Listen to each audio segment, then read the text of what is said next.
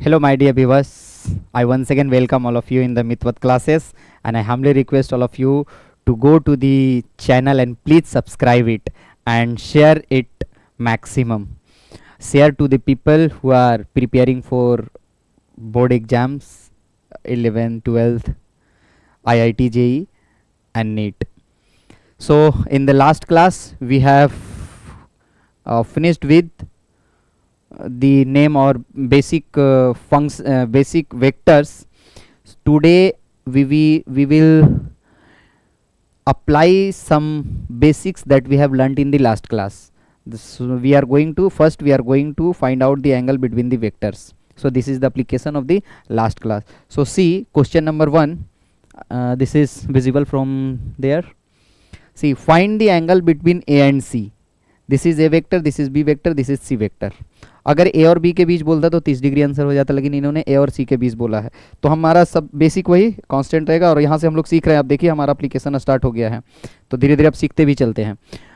ये C vector है, तो हम लोग जब भी एंगल निकालेंगे तो क्या करेंगे, हमेशा दोनों वेक्टर के टेल को एक साथ या हेड को एक साथ लाएंगे, तभी एंगल निकाल पाएंगे. ठीक है, तो क्या करना है, ए का टेल, सी का टेल यहाँ है और ए का टेल यहाँ है, तो दोनों को एक साथ ले आते हैं. इसके बाद ए और सी के बीच एंगल निकालेंगे. तो कोई बात नहीं, ए ये है, बी ये है और सी मैं यहाँ ले आऊँगा. कैसे ले आऊँगा, मैंने पढ़ा था कि पैरेलल शिफ्टिंग अलाउड है वेक्टर का. Without changing the direction and magnitude of vector we can shift parallelly. तो शिफ्ट कर दिए. अभी इन्होंने ये दिया, इसका मतलब होता है परपेंडिकुलर, मीन्स 90 डिग्री इसका मतलब होता है.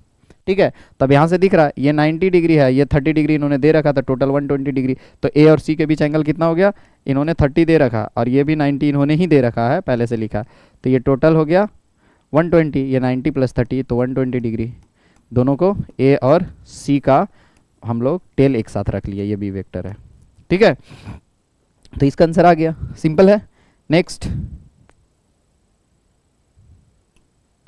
बाय अरेंजिंग, कहाँ, ये तो हो गया. नेक्स्ट ये है. अब आइए आपका इस पे, ये देखिए इंपॉर्टेंट है.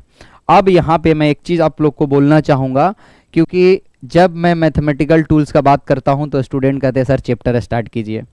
चैप्टर स्टार्ट कर देना इंपॉर्टेंट नहीं है, चैप्टर में स्टार्ट कर दिया हूँ, लेकिन बिना मैथमेटिकल टूल्स के आप आगे नहीं बढ़ सकते हैं. मैं एक बहुत इंपॉर्टेंट बात अभी बताने जा रहा हूँ, बस 1 मिनट का बात आप सुन लीजिए, फिर इस क्वेश्चन पे आएंगे.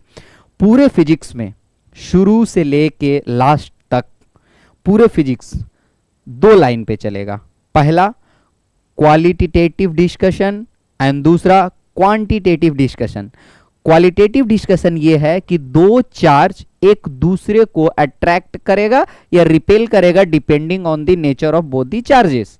बट ये हो गया क्वालिटेटिव डिस्कशन. ये क्वालिटी है कि 2 चार्ज नेचर में अगर रखा गया है तो वो एक दूसरे को या तो रिपेल करेगा या क्या करेगा, अट्रैक्ट करेगा. लेकिन दूसरा पॉइंट जो इंपॉर्टेंट है, कितना से, this is called the quantitative discussion and mathematics plays 100% role here.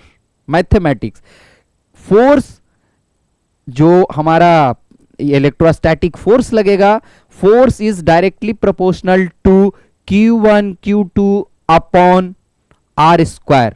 ये बताता है कितना. तो ये क्या है, क्वांटिटेटिव डिस्कशन. कितना फोर्स लगा, ये क्वालिटी था, ये फिजिक्स है, ये नेचर ऑफ फिजिक्स है. ठीक है, ऐसा होता है, लेकिन आपका कितना से लगेगा. तो ये दो, इसीलिए हम लोग को मैथमेटिकल टूल्स पढ़ना जरूरी है. आप फिजिक्स से क्वालिटी बता देंगे लेकिन क्वांटिटी उसका निकलेगा ही नहीं, तो आपका अधूरा रह जाएगा कहानी. ठीक है, अब वो अधूरा क्यों रह जाएगा, अभी जस्ट इसी क्वेश्चन में आपको पता चल जाएगा. तो समझ में आ गया मैथमेटिकल टूल्स क्यों जरूरी है. और किसी भी साइंस के स्टूडेंट जो है उनको कम से कम मिनिमम 3 महीने मैथमेटिकल टूल्स पढ़ने ही चाहिए. जैसे आप सारा ट्रिगोनोमेट्री का बेसिक्स क्लियर होना चाहिए, सारा जो आपका ये अलजेब्रा का जो बेसिक्स है वो क्लियर होना चाहिए, फंक्शन का बेसिक क्लियर होना चाहिए, मैक्सिमम मिनिमम क्लियर होना चाहिए, कैलकुलस का इंटीग्रल और डिफरेंशियल कैलकुलस आपका क्लियर होना चाहिए, एटलीस्ट कम से कम इंटीग्रेशन डिफरेंशिएशन तो आपका क्लियर होना चाहिए. ठीक है, इसके बाद मेंसुरेशंस का पार्ट कुछ कंप्लीट होना चाहिए आपका, स्ट्रेट लाइन, ये सब बेसिक्स आपको आना चाहिए. कम से कम 3 महीने हम लोग पढ़ते थे आपका मैथमेटिकल टूल्स, लेकिन आप लोग को चैप्टर स्टार्ट करना मैंने कर दिया. चलिए भाई इस क्वेश्चन पे देखिए, क्वेश्चन क्या बोला है, ध्यान से सुनिएगा. मैं बताते चलूँगा, अब नहीं उधर आप लोग टाइम दिए तो बताते जाएंगे, जहाँ ज़रूरत पड़ेगा मैथमेटिकल टूल्स को मैं पहले उसको एक्सप्लेन करूँगा, तब फिर उस क्वेश्चन या उस टॉपिक पे आएंगे, ठीक है, नहीं तो फिर कुछ भी समझ में नहीं आएगा। तो आइए हम लोग आते हैं यहाँ से, नेक्स्ट आपका है क्वेश्चन पढ़िए, अ रेगुलर हेक्सागन।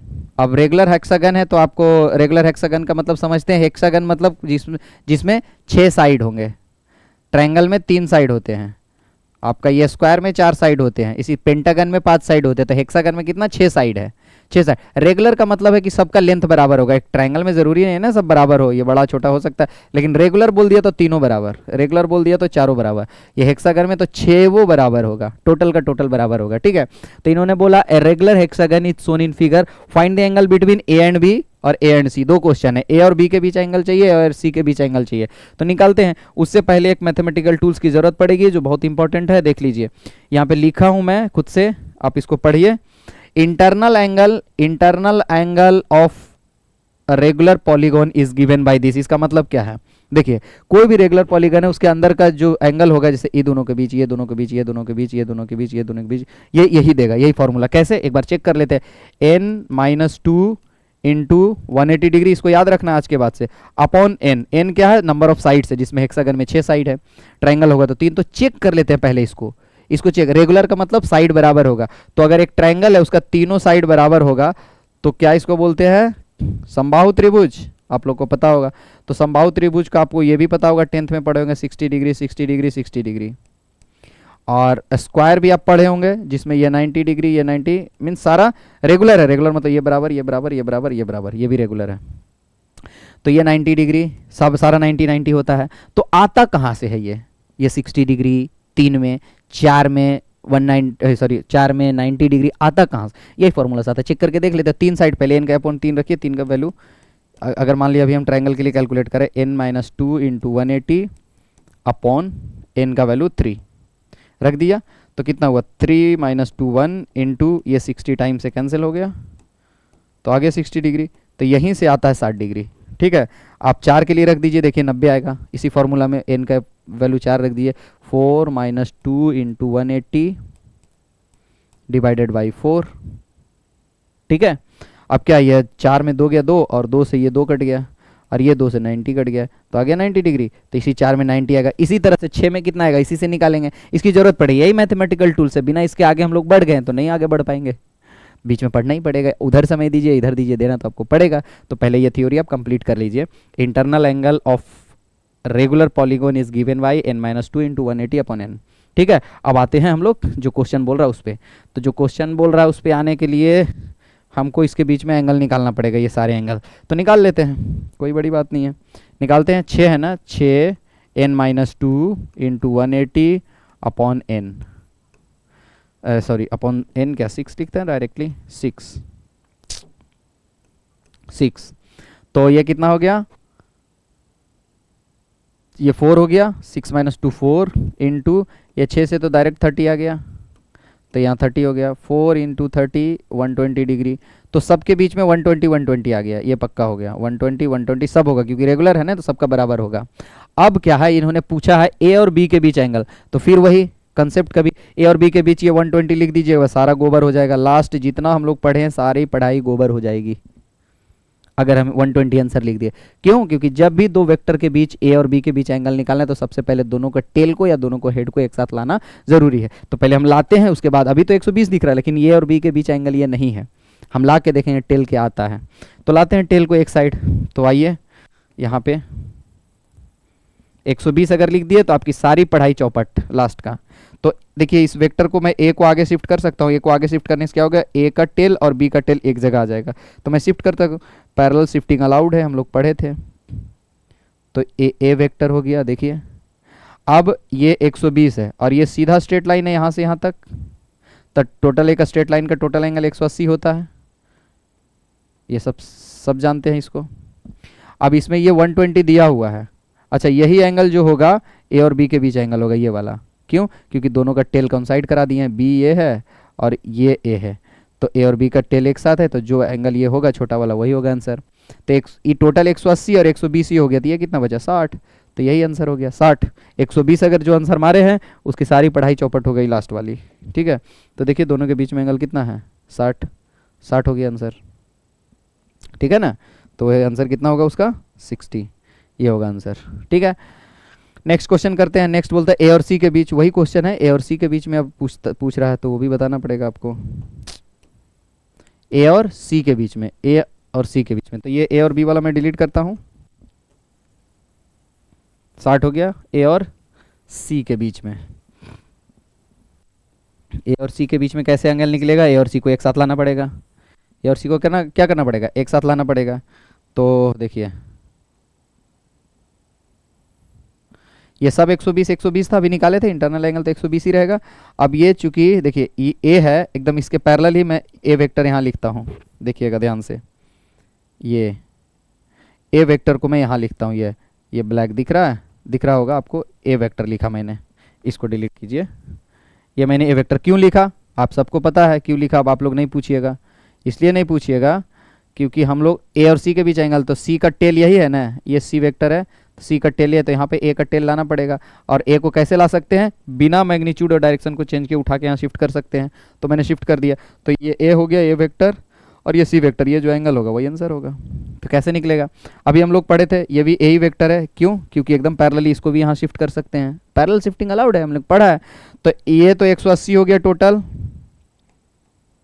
ठीक है, एकदम स्ट्रेट लाइन 180 होता है, स्ट्रेट लाइन जो है वो 180 डिग्री होता है, कोई डाउट नहीं इसमें, सब लोग पढ़े होंगे 9 10th में। अब चूंकि ये बिल्कुल हाफ हाफ में डिवाइड किया है, ये सीधा इसको हाफ हाफ में डिवाइड किया, ये टोटल अभी 120 था, टोटल 120 था, अभी निकाले थे सब 120 120 था, निकाले थे, तो ये 60 होगा, ये 60 होगा। अब ये 60 है और ये टोटल 180 है, तो ये वाला 120 बचा, ये वाला 120। तो ए और सी देखिए, ए और सी का टेल कौन साइड है एक जगह, तो इसके बीच में जो ये एंगल होगा वही आंसर होगा, तो 120 आंसर होगा इसका। ठीक है, देख लीजिए आप लोग खुद से निकाल के, कोई दिक्कत नहीं होगा, बिल्कुल ये सब आसान सवाल है, 120। ठीक है, अब हमारा है multiplication of A vector by a scalar. ठीक है, यहाँ से अब हम लोग ऑपरेशन चालू करेंगे। तो ऑपरेशन चालू करने से पहले आप सभी से गुजारिश है कि पीछे जाके सारे जो वेक्टर्स के बेसिक्स है उसको आप ध्यान से पढ़ लीजिए, और इस वीडियो को अभी यहीं तक रहने देते हैं। क्वालिटेटिव डिस्कशन और क्वांटिटेटिव डिस्कशन आप लोग को समझ में आ गया होगा, क्यों ज़रूरी है मैथमेटिकल टूल्स, ये भी आप लोग को समझ में आ गया। तो इस वीडियो को यहीं रहने देते हैं और जस्ट अगला क्लास में हम इस पे आएंगे, किस पे, ऑपरेशन पे। और ऑपरेशन ही इंपॉर्टेंट है, क्योंकि बिना ऑपरेशन के हमारा आगे करंट इलेक्ट्रिसिटी हो या फिर आपका डायनामिक्स हो या काइनेमेटिक्स हो, कुछ भी नहीं चलेगा। ऑपरेशन आपको आना चाहिए, क्योंकि वहाँ पर क्या करना पड़ेगा, दो वेलोसिटी को जोड़ना पड़ेगा, दो वेलोसिटी को घटाना पड़ेगा। ठीक है, फोर्स को डिस्प्लेसमेंट के साथ करना पड़ेगा, फोर्स को परपेंडिकुलर डिस्टेंस के साथ करना पड़ेगा, और दोनों आपका परपेंडिकुलर डिस्प्लेसमेंट हो और फोर्स दोनों आपका वेक्टर क्वांटिटी है, दोनों का गुणनफल आएगा नहीं तो हम टॉर्क निकाल नहीं पाएंगे। ठीक है, तो ये सारे के लिए अब हम लोग ऑपरेशन पे जा रहे हैं, means we are going towards the fine direction. ठीक है, तो अभी तक के लिए बाय बाय, थैंक यू, हम अगले वीडियो पे तुरंत आते हैं। ठीक है।